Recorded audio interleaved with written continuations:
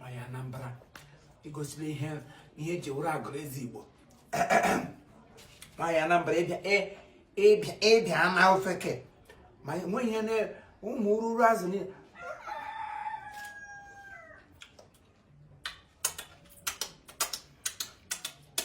Ebe Agolezi Igbo ọbụla sọsọ ihe ihe m gatara n'ime ọnụ. Ihe ndị ọzọ gbara ụka. Oshi ofe nga ya na-atọ, owoshi efi ofio. Ka owoshi ọkpa egede. Adị ka ọ na-esi ote esi. Ye. Hey.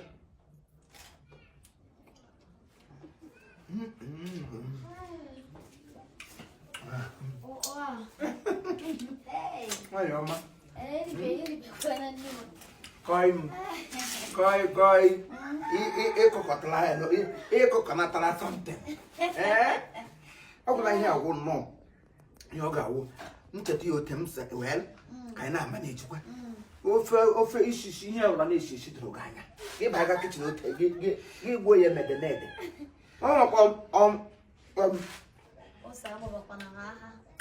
fio isi mgbafia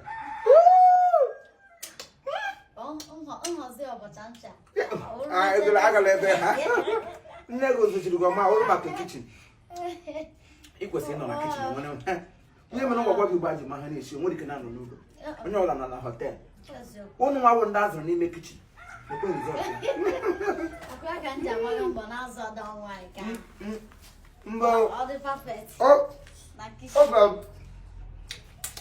oge onye arịrị mgbe ọ na-esi abịa alụbụ testi ya ka ma ọ rapataka m n'ire ee ya kpụrụ ofe ịsịpụ ụdọ ofe ụtọ gba jarịjarị na chi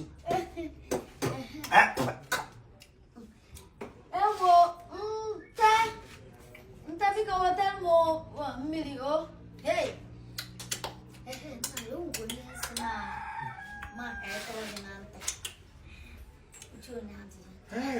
Imana otu anwa ọkwa maka nwaanyị nwoke.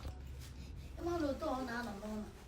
Ndị oyibo sikwa devil's idol's mind. Bụ devil's workshop. Ebe ekwensu na ndị ọrịa niile na a na-akwakọ ngwongwo.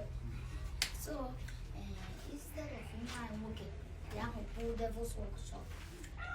Nke a na-suggest ọ bụrụ n'kọndọktọ o soro gị gaa mebe ego aka na-abatakwala anyị isi mpi ka nọkwa na akpa mpi instead of ị na-emebusi dị ego n'isi onye ma ama ahụ ya si ọwụ kọndọktọ ilenekwa ya gị malụ okwu ga-ajọ ha njọ onye bụ ezigbo arụ ketọ ka m na ebe ọ ga na-ajọ njọ wụ onye a na-akwara okpu isi ya ọbakwa n'okpu ịma nwa gị nwoke otu ọ dị ihe na ndị pasenja m ga-eje nwa gị nwoke wụkwanụ nsogbu na-akpa nsogbu obu n'ime na n'ihe ya na ego m ga-aga mana adị eji ogiri atọ oke ahịa ọ ebe ọ ga m lecha anya m si mba mana aga na-ekwute mgbagbu ghara ọkụ obi dị m nọọsụ ahụ dịka isi n'ụkwụ n'ụka nke mana ihe mere ndụ ọnụ ka ọ dịziri m ga-eji nwayọọ si tie ya daa nyebe ya ndụmọdụ dịka nne si enye nwa ndụmọdụ asị bidoro n'oge ihe a na-adarị oke mana asị esitarị mmawa aha mmadụ bido m ga-ebido alịsa ego anyị na-enye kọndọktọ ị na-enye ya nwanyị ọkwa n'ụlọ ka ọ ka na-abatakwa ahụ ofelu ụwa ahụ ihe isiri nga ahụ gịnị wow okay. Start small for me. Towards the end, I beg.